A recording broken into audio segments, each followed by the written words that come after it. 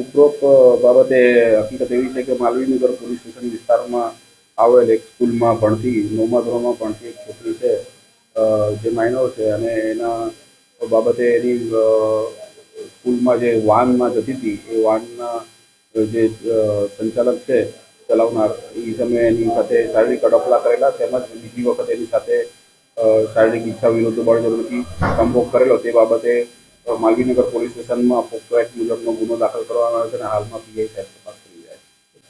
વાસ્તવિક તપાસમાં આ છે કે 2 વખત 17 ને 19 તારીખે 2 વખત એની સાથે શારીરિક અડપલા તેમજ શારીરિક સંભોગ કરવામાં આવેલો અને આ બાબતે ધાક ધમકી આપવામાં આવેલી અને કોઈને ઘરવાળાને કહીશ નહીં એ રીતે ધાક ધમકી આપેલી, જેથી છોકરીએ જણાવેલ નહીં. ત્યારબાદ છોકરીએ માતાને જાણ કરતા એમને ફરિયાદ આપેલી છે. આરોપી કોણ છે? આરોપી નું નામ છે રમેશભાઈ કાનાભાઈ ખરા છે.